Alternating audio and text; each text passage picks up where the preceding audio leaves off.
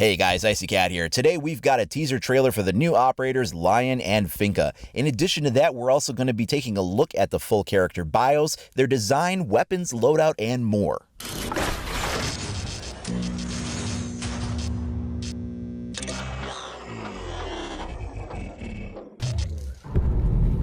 Ricin, anthrax, sarin gas, Ebola, VX gas, chimera viruses.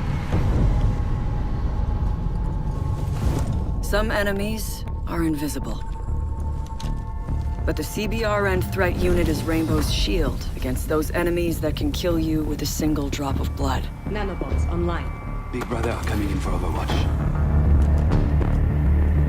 For one wrong breath.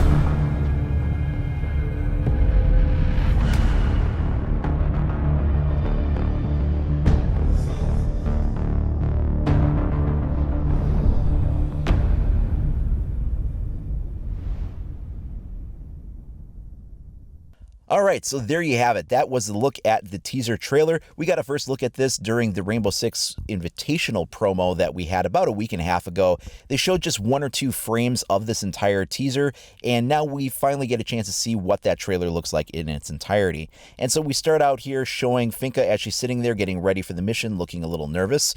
We pan up to then include Lion in the background. They suit up and they step into a decontamination chamber to head out on mission, and the doors close with the Operation Chimera logo on it. We then get a good look at the new icons for both Lion and Finka before it concludes. In addition to this trailer, Ubisoft put up a couple of links so that we can take a closer look at each of these new operators individually. We'll go ahead and start with our look at Finka.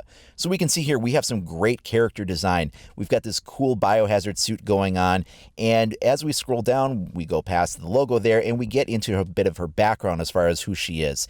And there's something really interesting here. It says this character suffers from neuropathy. And to me, this is especially poignant because this is a condition that my wife has. She has chronic neurological Lyme disease, and it's something, the neuropathy is sort of tied in with that. And for those that don't know, this is a very painful condition.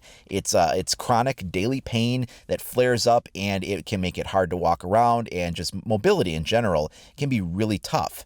And here Finka is somebody that decided that she wanted to kind of put her fate in her own hands. And so she got, really involved with researching and going into like a medical background and learning about nanotechnology and figuring out some ways to kind of make the body, repair itself and sort of work for it. And it seems like what she was doing wasn't necessarily a full cure, but it was helping put the condition into at least some remission.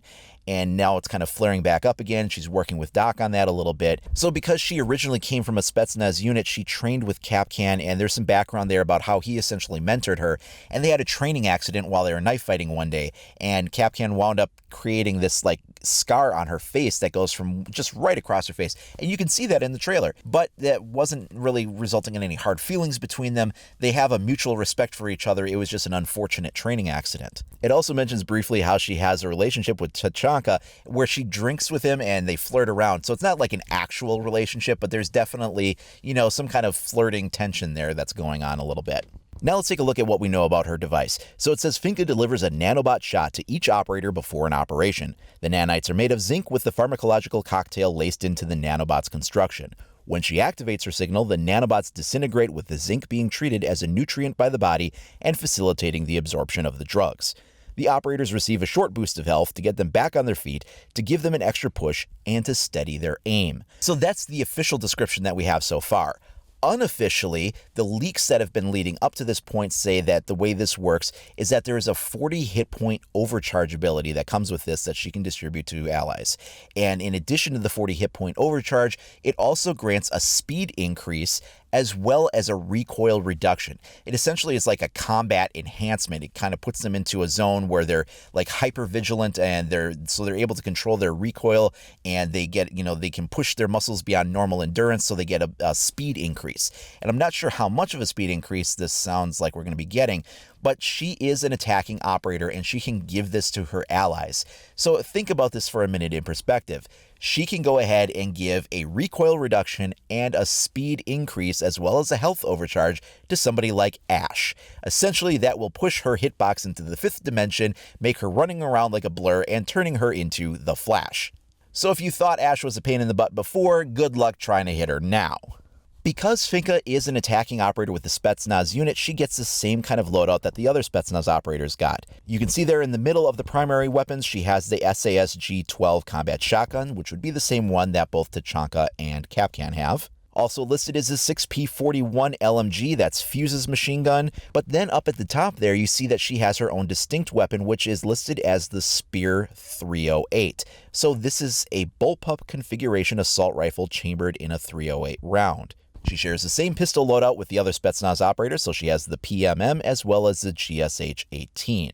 Her secondary gadgets consist of a choice between a breaching charge or a stun grenade. And she's also a 2-speed, 2-armor character. Now let's take a look at Lion. His character design is also really cool. We've got this great looking biohazard suit here. Neither of these operators appear like they're necessarily like a full SEAL biohazard suit, which is a little unfortunate considering some of the diseases Finka mentioned would be something that would be a problem for her if she wasn't fully encapsulated in a suit. She's still got her hair and some of her skin exposed. Looks like Lion's a little bit more covered, but still, you know, this may not be what you'd want to take into necessarily every single kind of threat situation. But I guess the chimera virus that they list, or it's also been referred to as a parasite before, is something that they don't necessarily have to worry about the full protection of that some of the other diseases maybe you had to. We get a little bit of a look into Lion's information, and once again we see this drama played up between characters that turns Rainbow Six into like an old episode of 90210. So Lion has rubbed some people in the GIGN the wrong way, Doc thinks he lacks empathy, Lion thinks Doc's too humanitarian,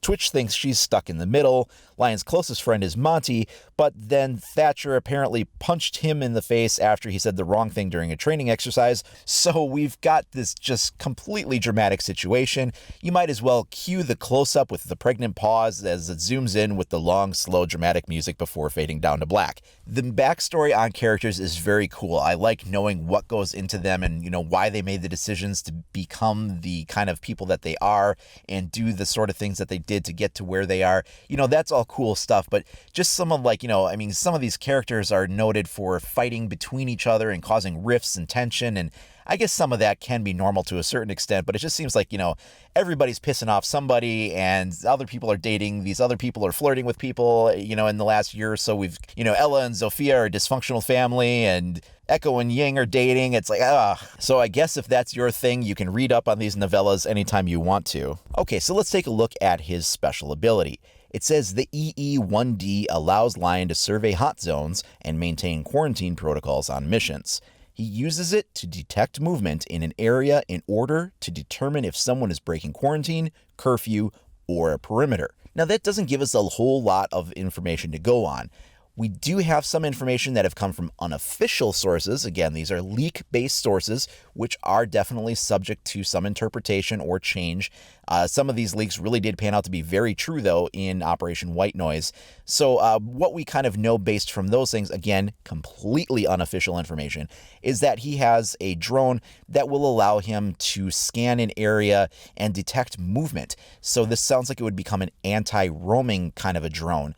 If an operator on the other team is not moving, apparently they would not necessarily show up. It's only when they're moving that they would show up. From what we've heard, it sounds like this ability can be used a few times and that it has like a 10-second duration with multiple pulses occurring during that duration. There was some speculation that that would somehow be nerfed either in time or the frequency or something like that to bring it down a little bit more. And there's also a rumor that says that this has a very large scan area, that in fact it encompasses pretty much anywhere on the map, and that this could even be an aerial drone of some sorts to kind of give it that perspective. So this would be in addition to his normal camera drones that he has by the sound of it. All of that is speculative information based on leaks though, but again, many of those leaks panned out to be 100% accurate for Operation White Noise, so there's definitely some credibility to it as well. Now let's take a look at his loadout. Just like the other operator that shared their loadout with Spetsnaz, he's going to share his with the GIGN. So you see there in the middle, he's got the 417 Marksman rifle. This is the DMR that Twitch has. They also have the SG-CQB shotgun that many of the GIGN operators have, as well as the same pistol loadout with the P9 and the LFP-586 revolver. The unique third weapon that he brings to the table will be the Vector, also called the V308 there. This is a Vector chambered in a .308 caliber rifle round with a drum magazine. Now, this is a bit weird because the Vector is a submachine gun chambered in pistol caliber ammunition, most notably the 45 ACP or 9mm variants. It does not come chambered in a rifle caliber round for .308. That would make this a completely made up caliber of gun for this weapon. Moving down to the secondary gadgets, it looks like this operator is going to have a choice of either a claymore or a stun grenade. And I'm going to stop right there and point out that this is also an attacking operator. Both Finka and Lion are attackers. I did mention this in my video a couple of weeks ago that both of them were rumored to be attackers, and it turns out that this is indeed the case. Both are listed as attackers with attacking loadouts. So we are not getting any new defenders this season. And it sounds like, maybe the next season then we might get 2 defenders. And that's going to create a weird imbalance in between these seasons, and we're going to have to kind of see how that plays out. It's going to be definitely interesting to see the way that works. Another super interesting thing that I find is that this character is listed as a 2-speed and 2-armor operator. And when you look at these 2 new characters side by side, they couldn't be any more different. I mean, Finka looks like she is a 3-speed character. She looks light and fast.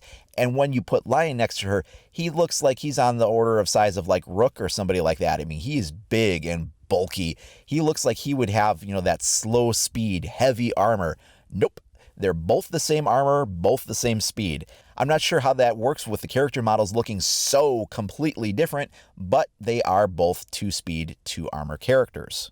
So there you go. That's a look at the new operators as well as the teaser trailer that came with them. What do you think of what they bring to the table, as well as their weapons, loadout, and ability? Let me know down in the comments below or share with me over at IcyCat25 on either Facebook or Twitter. Also, if you haven't already, please do like and subscribe. Make sure you click that notification icon so you're alerted as soon as I make new content available. Thanks a lot for watching, everybody. We'll see you next time.